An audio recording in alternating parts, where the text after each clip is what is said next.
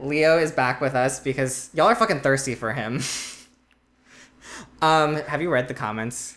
I've seen some. Yeah, yeah. See, something that I've been wanting to talk about just with somebody was just the meaning behind the term social justice warrior, because I use that term all the time. People throw that term at me all the time too. I think it's kind of been used so much, sometimes by people who don't understand it, that it's kind of lost all of its meaning.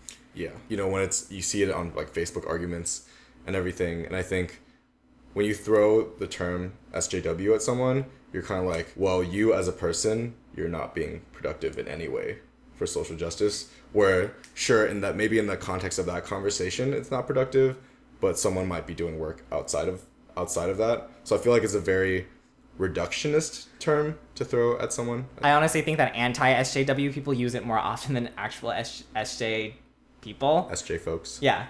You're just like sitting in your privilege and you just don't have anything better to do but to point out the flaws in everything. Give whoever made this thing the benefit of the doubt. The term SJW is overreaction. Yeah. Like, you're an SJW, you're overreacting. And again, I feel like it's just kind of a lump term, because I feel like sometimes people see like liberals or like social justice folks as like a monolith. Mm-hmm. Like, yeah, it's just a mass of people that think the same way, just liberally. I have a friend who... Is this starting to sound like liberal elitism? Because, we're debating over, a word, but, you can tell me if you think that way, Leo. We should stop using the term warrior because, that kind of implies that there's, a war. There's, going to be a winning side and a losing side, but, right. Something that actual, social justice people are fighting for is for everybody to win.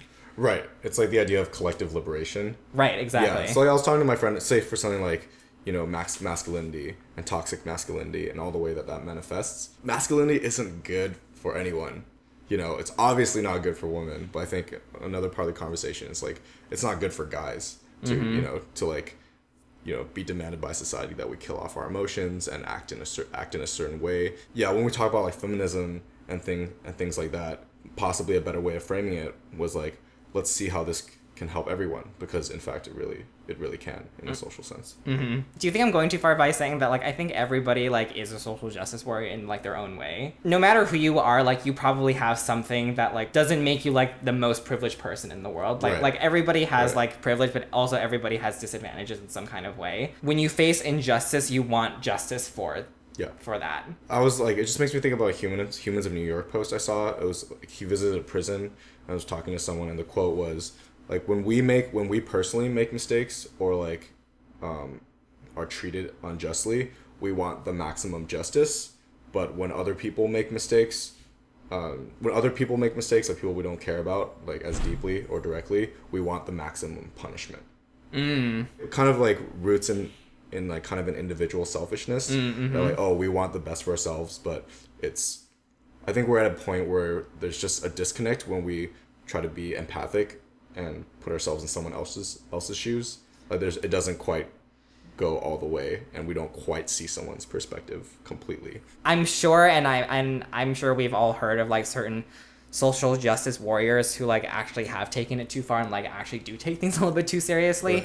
Right. But it goes back to your point about us not being a monolith. I'm just trying to be the most empathetic person I can be. Yeah. I'm just trying to be a good person. I'm just trying to not assume that my experiences can inform everybody's experience, mm-hmm. and can't contextualize everybody else's experiences. Mm-hmm. Equality is all something that we should be fighting for. Right. And I don't know why people think that that's a bad thing. Have you responded to anybody wielding that term against you? I actually do remember a distinct instance where a friend, I think when I was telling him that, I write music about Asian American things, he's like, oh yeah, so you're a social justice warrior.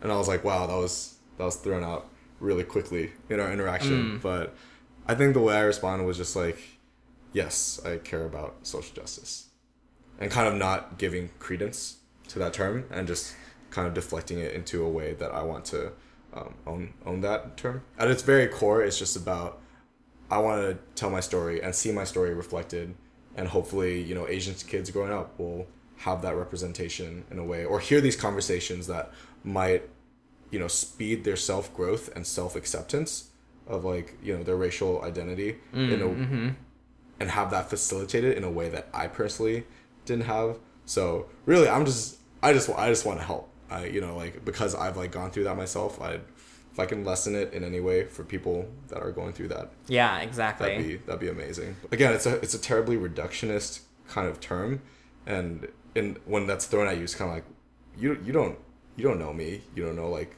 what I've been through and like the nuances. Okay, that sounded very no you don't know me. But like you don't know the nuances of my life that have led me to where I am, you know. It's just shitty when people are like, oh well, like since you're this thing, I'm gonna categorize you this way, and so that way I don't have to think about the nuances that you have to say. I don't have to bother even considering the idea that like you have something to teach me.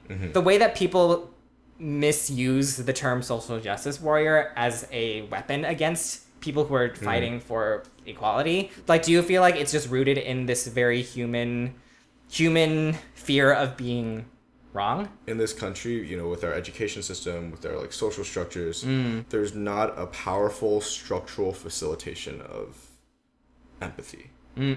And like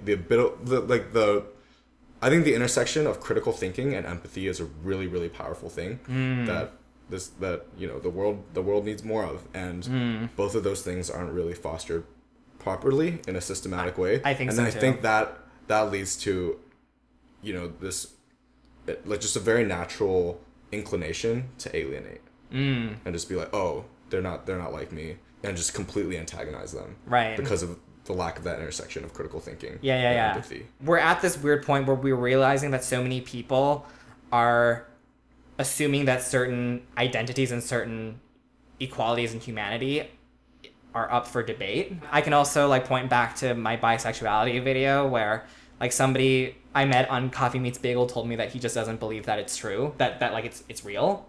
That what is that real? Bisexuality is not real. Oh wow, okay. And like he just kept trying to maintain that like, well, no, but this is my opinion. I think that kind of like reminds me of just how like there's so many people that think that way, that like, oh well, both of our opinions are on equal ground when they're not. You know, it's like when your opinion encroaches on like kind of the fundamental like freedom of someone to like express themselves or like live as they are, it's not just your opinion anymore, because then it becomes almost inherently political. Like the comparison I use is like an opinion is like, I like pineapples on pizza.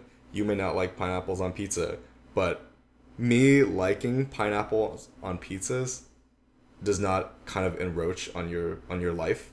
Yeah. Does that make sense? On, and you on not, my existence. Yeah, and you not liking pineapples on pizza doesn't like encroach on my space. Yeah. You know, so it's just like completely two separate things. I think that also reminds me of just another like mentality that I think it like is embedded within like, you're such a social justice warrior. Like, you're trying to say to me like, keep your politics away from me. Yeah. Like keep your agenda and like stop talking about politics in front of me, because I don't want to have to think about these things. I've also made a point before that like the choice to be unpolitical is a political act in itself.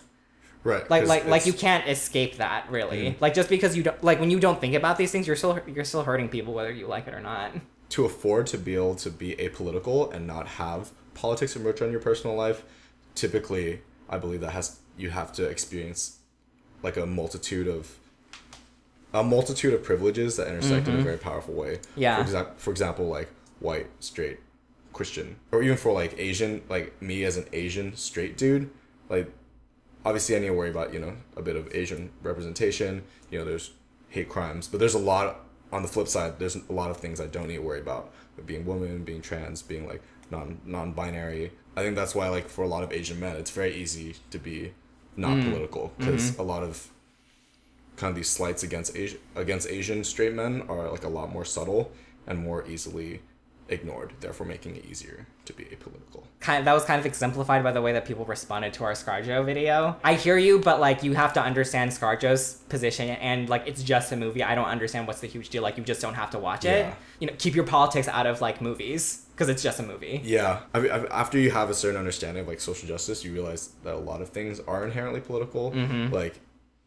Like for me, I think that entertainment and media is very inherently political, because, you know, a lot of the things we experience are socially constructed, and what is like the big daddy of social construction but like, you know, media and like movies, right, and the things you see and interact with every day. Yeah. Like do you believe that all art is political? I do believe that all art is political, some more overtly than others. But I think it was what you said about how like we don't have like natural structures to help impart empathy on everybody.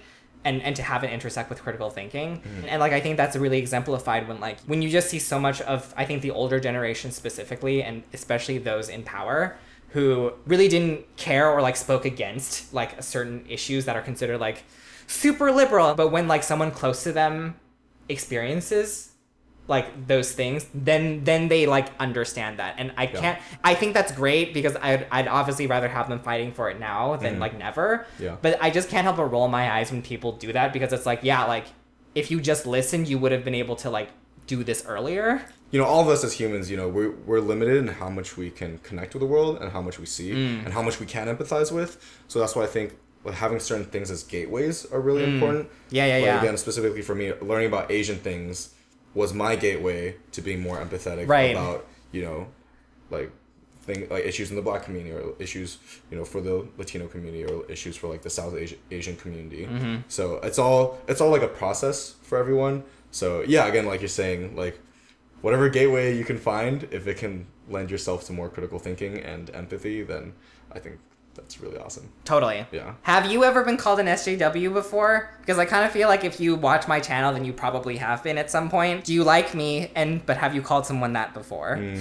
No judgment. No judgment. Just want to have some critical thinking. Me and Leah would be genuinely interested in getting your thoughts on this. This is an ongoing conversation. Thanks so much for watching. We love and appreciate you so much. Yeah, Leo, thanks for coming. Yeah, coming again. of course. Cool. See you later, guys. Bye. See you.